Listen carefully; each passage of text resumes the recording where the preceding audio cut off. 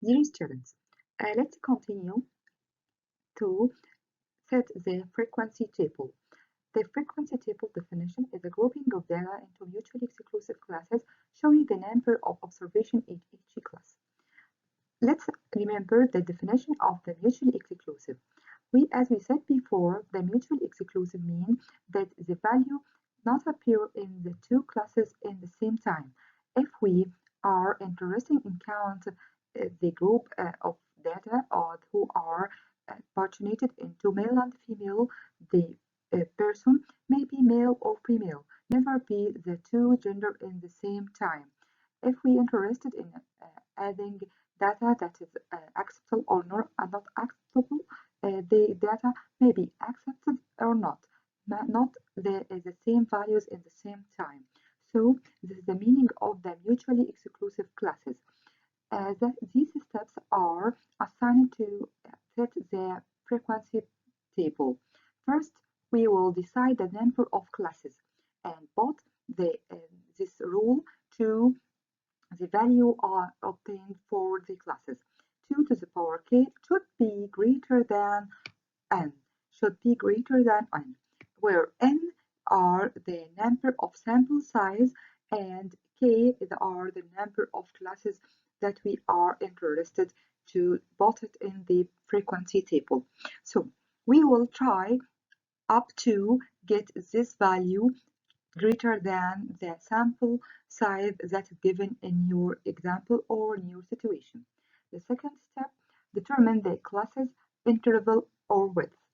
This formula, that's the I, which is the class interval or class width, should be greater than or equal the highest observed value minus the lowest observed value divided by k. K, which we already get in the first step, that represents the number of classes, and the highest value from the situation or the data given in your example minus the lowest observed value in the situation. So we will calculate and divide it by the all over number of classes. This value should be less than a class interval or class width. Step number 3, set the individual classes. Set the individual classes based on the lowest value. We start by the lowest value in our data. And step 4, we will tally the ungroup data to raw data into classes. In this step, we already convert the ungrouped data to group data and ensure that all the classes are mutually exclusive and exhaustive. Number 5 and final step, count the number of tallies in each class. Number of tallies should be equal to the total number of data given. Let's take an example. The following data represent the degrees for 20 students in pure mathematics exam. Here, this example may be presented in a real life. We have already 20 students as a sample from students in mathematics exam, and we wanted to know data between and calculate some calculations and to get information from these data. But these data and values are ungrouped data and have no meaning if we use it as it. We want to organize it into a frequency distribution table to benefit from it. So the first step we will use 2 to the power k greater than n to determine the number of classes. 2 to the power k greater than n to determine the number of classes, where k is the number of classes that we want to determine, and n is the 20 students, that the number of sample size. So we have the 2 to the power k should be greater than n. Let's use 2 to the power 5 greater than n. Yes, because 2 to the power 5 equals to 32 and 32 greater than n. So we will use k, the number of classes, equal to 5. This is the first step. Then we will use the second step to determine the width for each class or the class interval by using the previous rule. The highest value, which is 98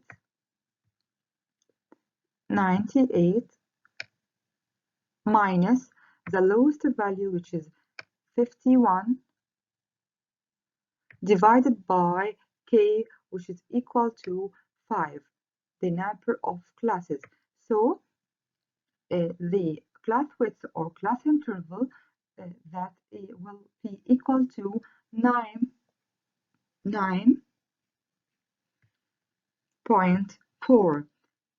Okay, so the second step, I should be greater than or equal highest level, which is 98 minus,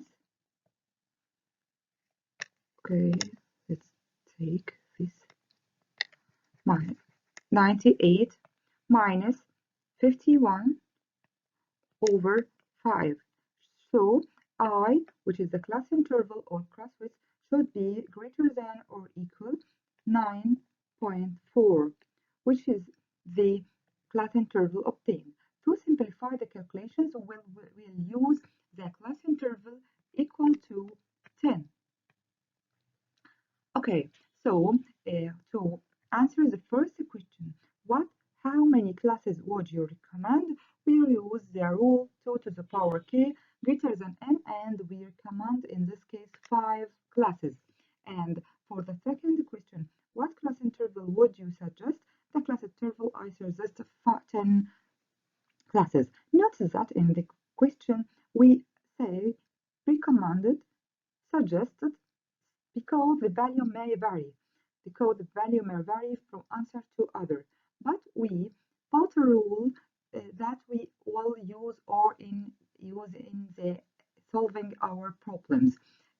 Let's here round the number to the nearest tens, to p 10, 15, 20, to simplify our calculations in the intervals. So the class interval may be 5, 9.4 or 9.5, 9.9. To simplify, let it 10 to get the class width easy to calculate in each class. Number C, what lower limit would you suggest for the first class? Again, the question use the words suggest or recommends. This is because the answer may vary. Note that you may suggest the lower limit equal to 51, and it's true. Another one use 50, also true. Another one use 45, also true.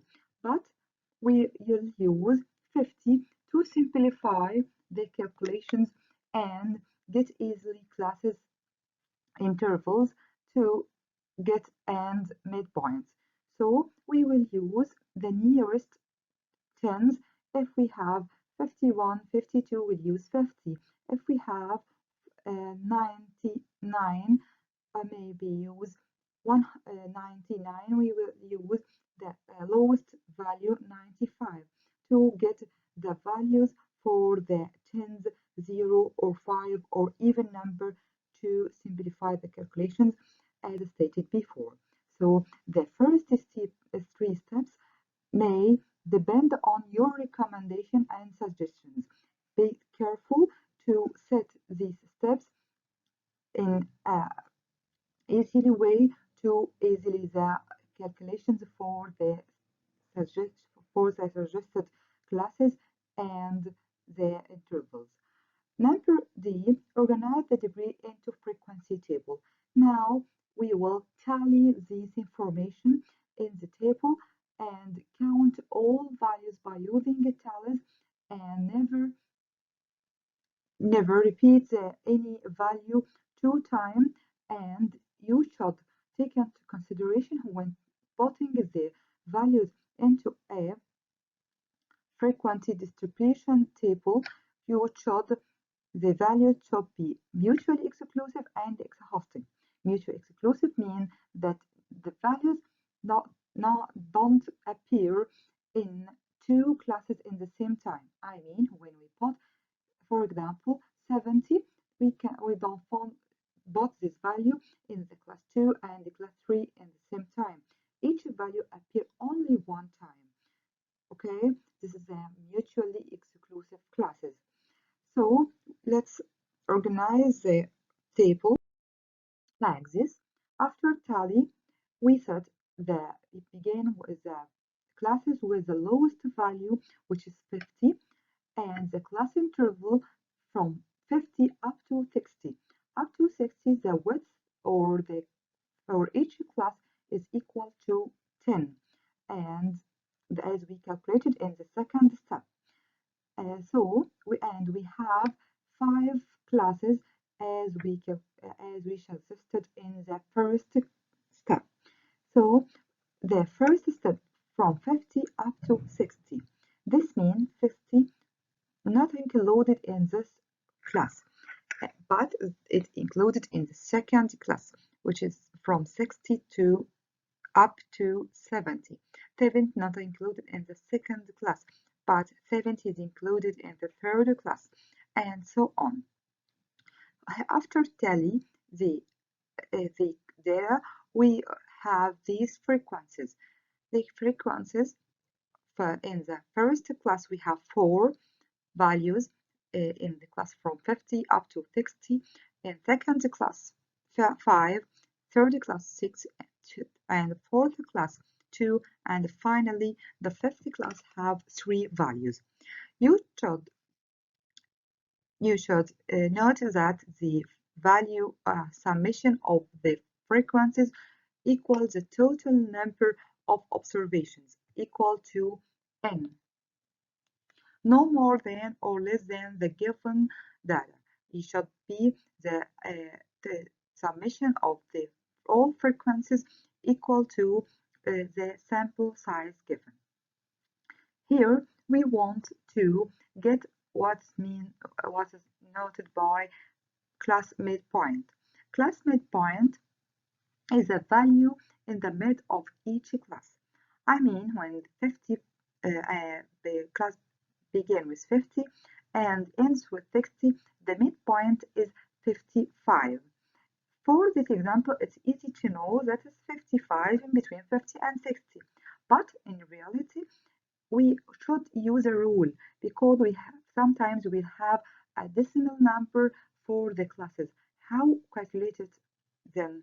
So we will use a rule that to get the class midpoint, we will use this rule: the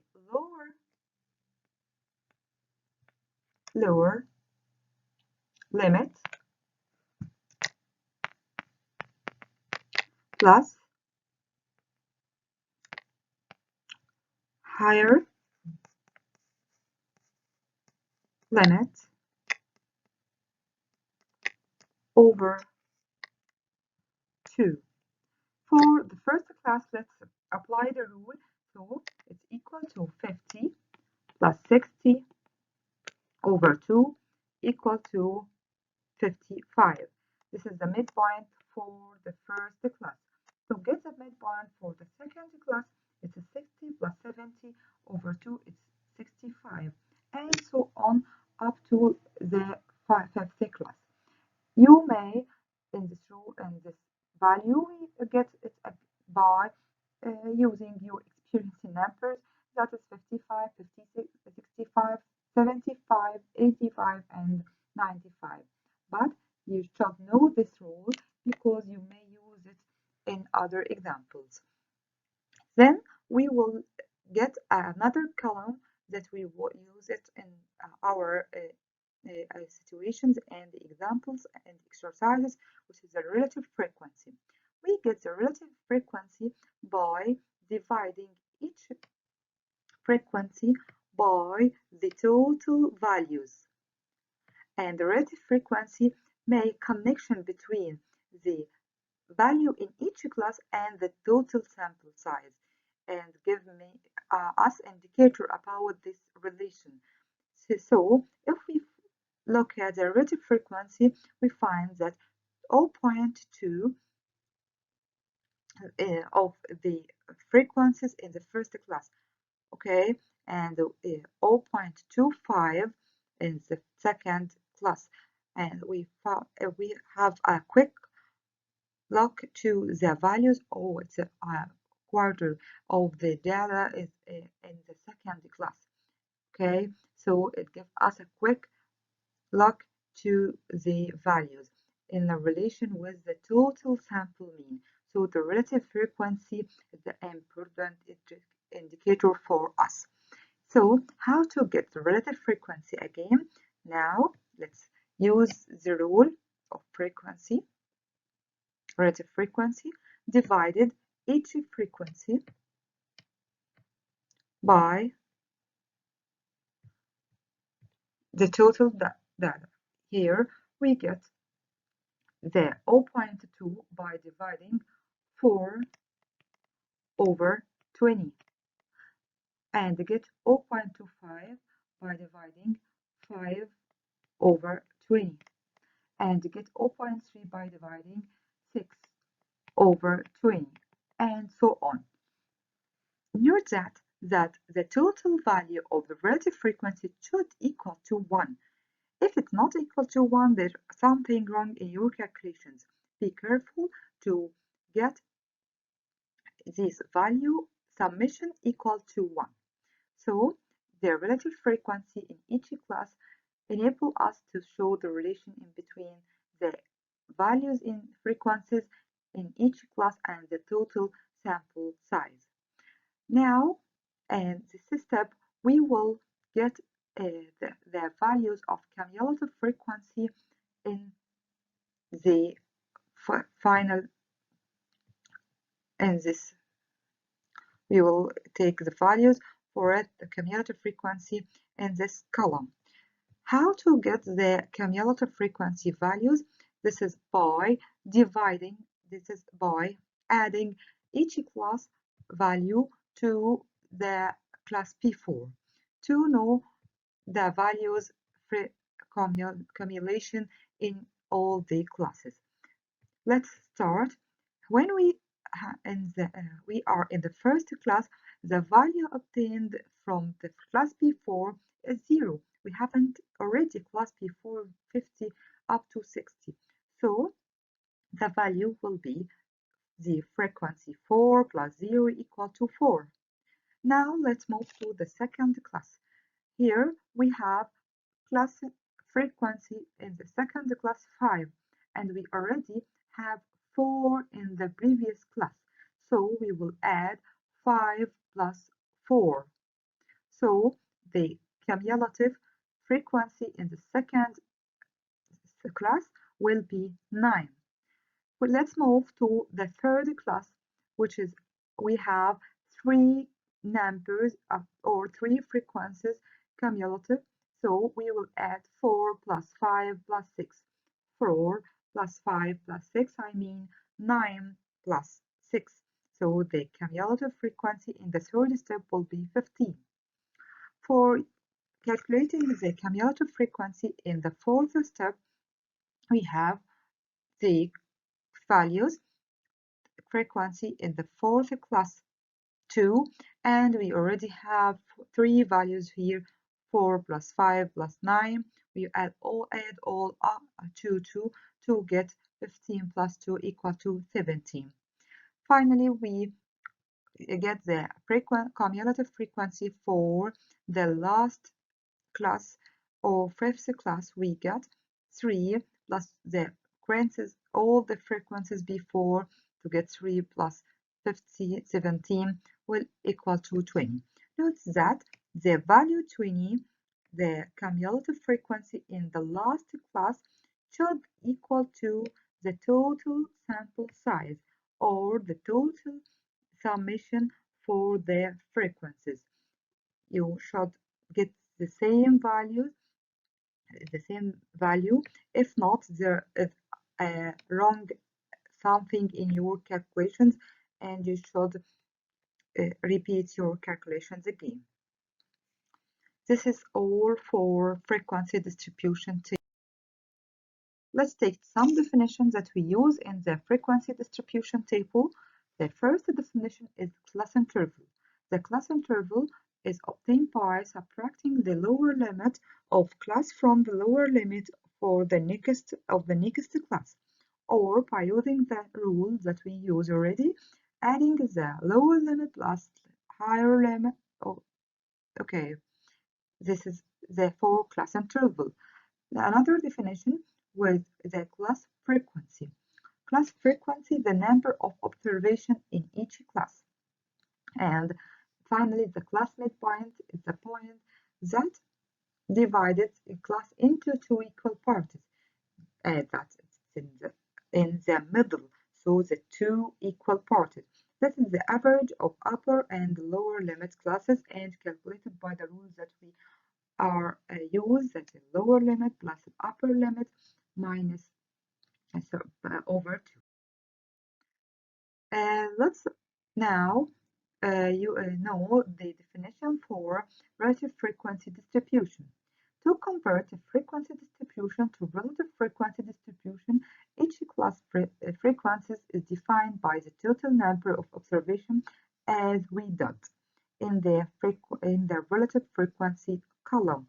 A relative frequency captures the relationship between the classes total and the total number of observations.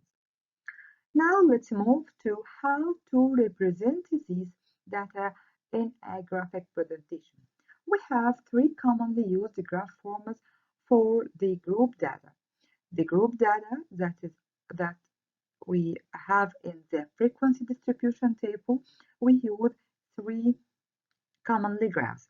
Of course, there are more than three graphs, but we studied the most common, which are histogram, frequency polygons, cumulative frequency distributions. So let's start with the histogram. Histogram, as appear in this chart, have two axes. In this axis, we put the class intervals or class widths. Okay, and we put here the frequencies. And here we put the class intervals. So the sorry, so we will put frequencies suitable values in our table. If we have values 10, 90, 50, 40, we will put the frequencies 10, 20, 30, 40, up to 100. If we have all the most greater value is 40, it enables us to get the even number to put in the frequency line. So it's up to you when you decide how to get the frequencies in the frequency axis, but be careful to put it related to the frequency numbers. Here we set the in x-axis, or in the horizontal axis we put the classes from 0 up to 10, 10 up to 15, 15 up to 20, 20 up to 25, up, and so on. And we will start to put the data from the table on the graph. Note that in histogram it's different from the bar chart that we studied in the previous lectures, because the histogram have no gaps in between the bars. They are adjacent. Look, they are adjacent to each other. No gap in between intervals. This is why, because the classes was adjacent to each other, 50 up to 60, and then no gap. Quickly we began with 60 up to 70, and then 70 up to 80. There is no gap in between classes, so there is no gap here again in between the bars, and there are adjacent bars. Note that when you draw the histogram, and this is the difference between histogram and the bar chart. So let's define the histogram. Histogram is a graph in which the classes midpoint or limits are marked on the horizontal axis and the classes frequencies on the vertical axis. The class frequencies represented by the highest of the bars and the bars drawn adjacent to each other. Okay.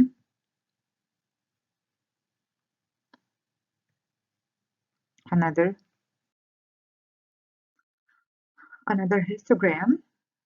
Okay, here classes begin with 200 up to 600, 600 up to 1000, 1000 and 1040. Here the class interval equal to 400, the higher lower limit minus lower limit to get the class interval. And here we draw adjacent bar. This is a histogram. The second graph that we will study is a frequency polygon. The frequency polygon consists of line segments connecting the points formed by class midpoint and class frequency. Note that in the frequency polygon we don't use the class intervals, but we use the class midpoints. So this is the difference between the frequency polygon and histogram. And we draw the frequency on the vertical axis as noted before, and as we draw it in the histogram, and on the horizontal axis we take the values for the class midpoint. When we draw the midpoint, we start with the midpoint in the first class. We find it 400, for the second class 800, and the third class 1200, and so on.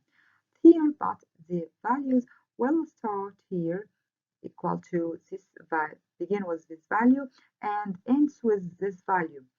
And we don't have zero frequencies, so we will add the polygon at zero frequencies, which means that we will subtracting the class interval from the lowest limit midpoint and adding the class interval for the highest midpoint. Here the class interval equal to 400, so we will put the 400, which is the lowest midpoint, minus the class interval, which is 400, equal to 0. Then the first point it will be 0 and 0. And we will, to get the highest value, we will add the class midpoint to the highest midpoint. The highest midpoint equals 300, 3200. Adding the class interval, which is 400, equal to 3600. So we will adding the 2.0 and 3600 in the horizontal axis, and then join it with our graph and make line segments starting with 0 and ending with 3600. By using ruler you can join these points. So what is the difference between the histogram and the frequency polygon? Both provide a quick picture of the main characteristic of the data. We can use here what the class interval, the highest one is from 1000 class started with 1800 up to 2200, and the frequency in this case is 45. This is a very quick review, and we can also know the lowest values in the classes in between 3000 and 3400, and the frequency in this case is equal to 4. Now, very quick picture for the main characteristic of the data: height, lowest point of concentration, how to improve these two pieces, and so on. Another advantage of histogram, it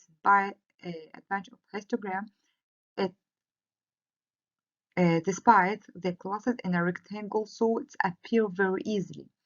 The quick picture may be in the both to the histogram and frequency polygon, because we can here, this is the highest point, this is the lowest point, and the curve high, then lowest again. This is the quick picture. But in the histogram, the rectangle class of the bars, we enable us to presenting it clearly, so we can use it very easily more than the frequency polygon. And also, besides that, frequency polygon uses the midpoints, but the histogram uses the class interval. Okay, now what is the advantage the frequency polygon over the histogram? The advantage is the frequency polygon allows us to compare directly two or more frequencies distribution. This I mean that we can draw two or more, maybe three, in the same axes, x-axis and y-axis. But we can't do this with histogram. We can't draw two histogram in the same time directly and compare it in one frequency distribution chart. So this is the advantage and disadvantage for us. If we use the relative frequencies, the histogram will be the same shape, but the difference only that the vertical axis will represented in percent instead of number. I mean that we have this chart and the class interval from 5 up to 10, 15, 20, for example, and we have bars like this. Okay, we may have here not frequency, but we can use this for the relative frequency. Okay, yeah, let's go by numbers: 0.2, 0.4, 0.6, 0.8, and finally 1. As we mentioned before, the relative frequency should sum total equal to 1, which is 100%. So the relative frequency, we can use the bar chart with the histogram with the same shape, but the only difference that the vertical axis is a relative frequencies, not frequencies. Okay, this is for today. You have another quiz exercise. You should try to do this, organize this information, this data, into frequency distribution table, and draw number. This is number A, number B. Draw histogram, number C. Draw a frequency Polygon.